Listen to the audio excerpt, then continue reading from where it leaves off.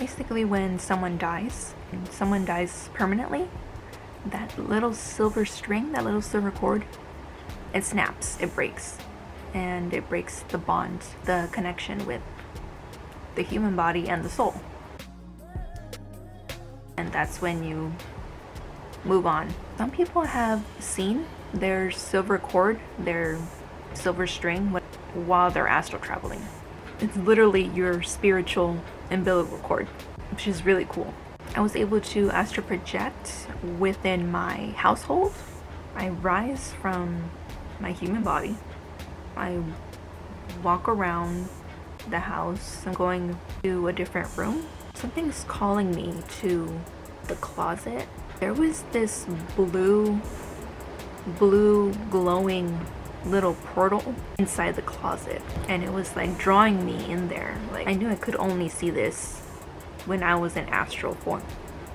Go through this portal and I'm in a theme park. You don't have to pay for anything, everything's free. Like, you're just there to have fun. You can leave whenever you want, you can show up whenever you want. Like, it's like a theme park that never closes, basically. This is not the first time that I've dreamed of like a portal, or I've dreamed of a door and it's wide open. Inside there's nothing but like a glowy blue, there's stars, like it's, I don't know how to describe it, but it's a portal.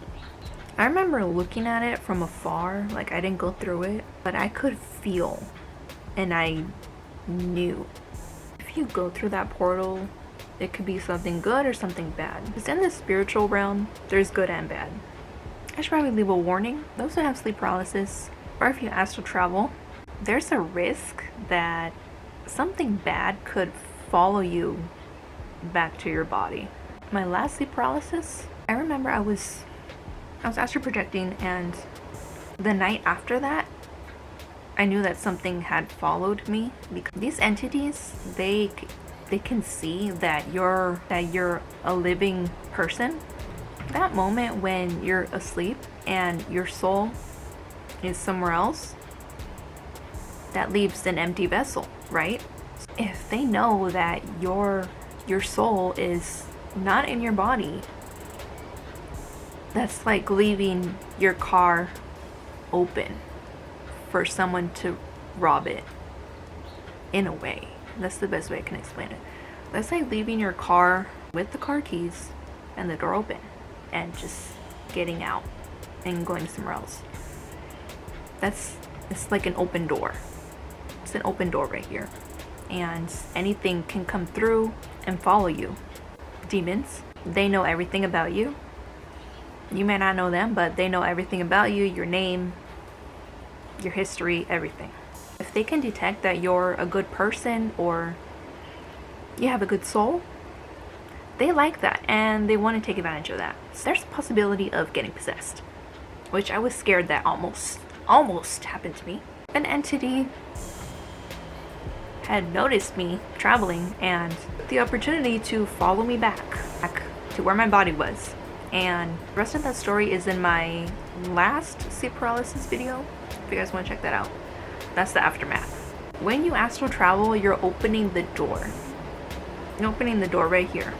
That's the only downside. Besides of it being really rare that you'll get lost and not be able to find your human body. Like in Insidious, super rare, but it is possible. This one time when I was astral traveling, I was looking up at the night sky, at the stars. And if you guys have seen my rare phobia video, since then, my phobia has completely disappeared. I no longer have that phobia. So I was peacefully looking up at the stars, at the sky, without being scared. Which is great, because I've always felt like a weirdo for having that phobia. It just magically disappeared. Now I can look up at the sky and not get scared. I'm still not sure if I can lay down in the grass and look at the clouds. I'm still kind of scared about that. Now when I look up at the sky when I get home from work, now I don't panic. I can look up at the sky like a normal person. Again, this started out as, I would say it's like both. astral traveling and a lucid dream. Once I realized, hey, I'm a soul right now. I'm just my soul without a body.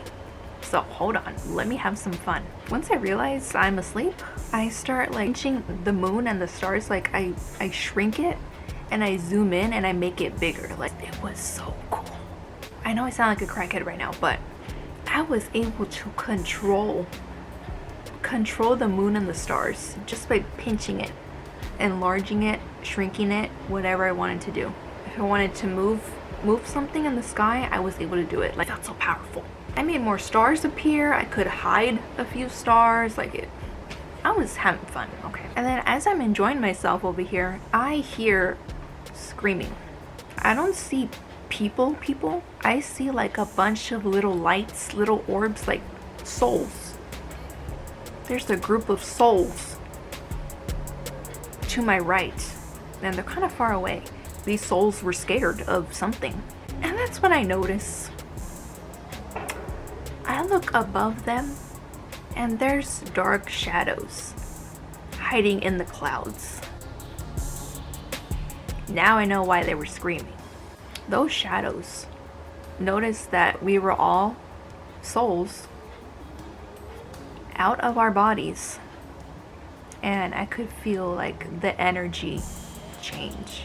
I felt that they were gonna go and find where our bodies were and try to be malicious. I see the souls fly away.